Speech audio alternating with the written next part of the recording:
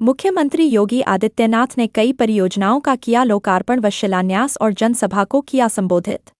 उत्तर प्रदेश के मुख्यमंत्री योगी आदित्यनाथ ने जनपद सिद्धार्थनगर के बांसी विधानसभा में एक विशाल जनसभा को संबोधित किया। 109 साल पुराने रतन सिंह इंटर कॉलेज के प्रांगण में योगी आदित्यनाथ अपने तय समय से लगभग 20 मिनट देरी से पहुंचे। विशाल जनसभा के मंच से योगी आदित्यनाथ कांग्रेस और समाजवादी पार्टी पर जमकर बरसे। मुख्यमंत्री ने कहा कि इस प्रदेश में ज्यादा समय तक कांग्रेस ने शासन किया, 4 बार सपा की सरकार बनी, लेकिन इस प्रदेश का युवा अपनी पहचान छुपाता घूम रहा था। सपा ने एक जिला एक माफिया दिया था, हमारी सरकार ने एक जिला एक मेडिकल कॉलेज दिया है। हमारी सरकार बांसी डुमरियागंज में हुए 311 करोड़ की विकास परियोजना का लोकार्पण बटा शिलान्यास की सौगत दी है। आज यूपी में सब चंगा है, माफिया खत्म हुए। आज बहू बेटियों को व्यवसायियों को कोई धमका नहीं सकता, अगर कुछ किया तो 2 ठिकाने हैं, एक जेल दूसरा जहन्नम। एसके न्यूज़ के लिए जनपद सिद्धार्थनगर से बजरंगी प्रसाद चौधरी की खास रिपोर्ट। सेफाई सिंडिकेट वसूली के लिए निकल पड़ता था।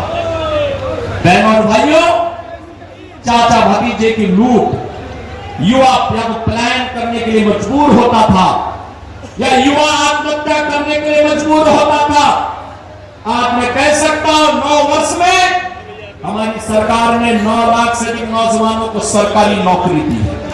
9 लाख सरकारी नौकरी, और ये सरकारी नौकरी आपके सिद्धार्थनगर के नौजवानों को ही प्राप्त हुई है।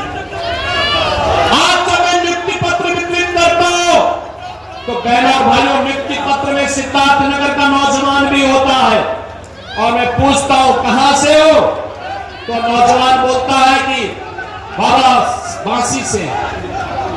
और में से बहुत सारे नौजवान ऐसे होते हैं जिनके पिता, जिनके भाई सिद्धार्थनगर के अंदर आंदोलनों में हमारे साथ खड़े होते थे, देखते थे, मैं देखता था, मुझे अच्छा लगता है क्या उसके परिवार का वारिस अपने परिश्रम से नौकरी प्राप्त कर रहा है। बहनों और भाइयों, आज यहां पे विकास की एक नई लहर चली है। गोरखपुर से सिद्धार्थनगर जनपद होते हुए सामरी तक इकोनॉमिक कॉरिडोर बन रहा है।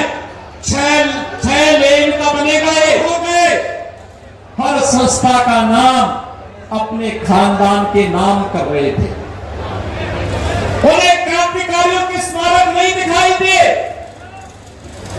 उन्हें क्रांतिकारियों का स्मरण नहीं आया, भुला दिया गया। राम प्रसाद बिस्मिल को भुला दिया गया, ठाकुर रोशन सिंह को भुला दिया गया, असफाउल्लाह खां को भुला दिया गया, चंद्रशेखर आजाद को भुला दिया गया, सुखदेव राजगुरु को भुला दिया गया, वीर सावरकर को भुला दिया गया, और महाराज सुहेलदेव को ये लोग भूल गए, निषाद राज गुहा को भूल गए, वीरांगना उमा देवी पासी को भूल गए, वीरांगना वत्तीबाई लोधी को ये लोग भूल गए, वीरांगना झंकारी बाई कोरी को ये लोग भूल गए। सत्ता का मत कितना खतरनाक होता है, अगर ये देखना है तो कांग्रेस के पतन के साथ आप जोड़ करके देख सकते हैं कि इन्होंने क्रांतिकारियों को भुलाया है। तो आज देश का युवा कांग्रेस को पूरी तरह दफन करके रख दिया है। बहनों और भाइयों, कांग्रेस पूरी नेगेटिव ट्रैक के साथ चल रही है। भारत गुलाम क्यों हुआ? भारत की गुलामी के 2 कारण थे। एक कारण था अंतर विरोध, आपस में एक दूसरे को नीचा दिखाने की प्रवृत्ति, जाति के नाम पर, क्षेत्र के नाम पर, भाषा के नाम पर समाज को बांटने की कुप्रवृत्ति, और दूसरा अपने ही संस्थाओं के प्रति षड्यंत्र करने की भाव। हर व्यक्ति इस बात को मानता था, जिन लोगों का दायित्व था देश को दिशा देने की, समाज को आगे बढ़ाने की, वही लोग उस समय समाज को दिग्भ्रमित कर रहे थे। देश गुलाम हुआ।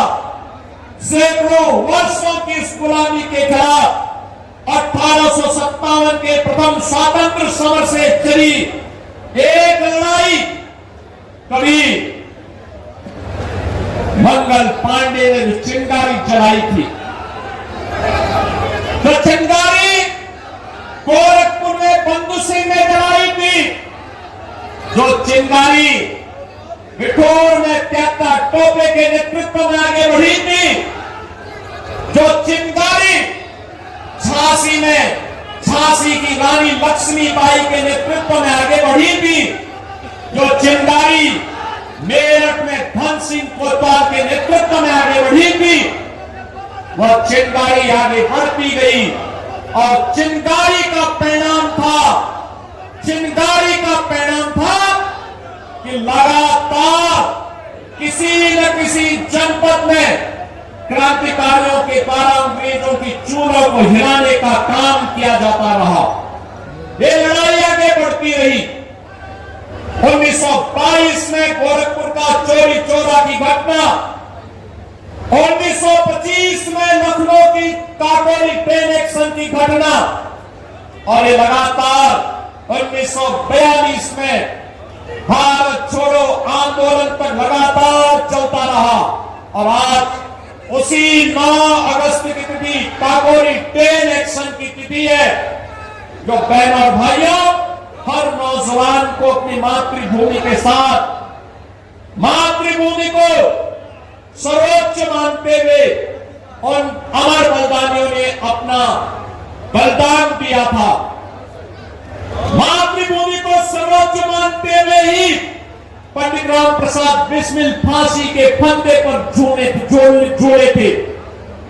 याद करना, ठाकुर रोशन सिंह, अस्फाउल्लाह खान, चंद्रशेखर आजाद, राजगुरु भगत सिंह, वीर सावरकर जैसे क्रांतिकारी सब कुछ भारत माता के चरणों में समर्पित करते हुए अपने आप को आजादी की इस लड़ाई में समर्पित किए थे। और आज जो बात उस कालखंड में बांटने का काम उस कालखंड में उन लोगों ने किया था, जिसके कारण देश गुलाम हुआ था, वही पाप आज कांग्रेस और समाजवादी पार्टी के नेता समाज को जाति के नाम पर बांटने का पाप फिर से कर रहे हैं। बहनों और भाइयों, इनके बांटने का परिणाम क्या है?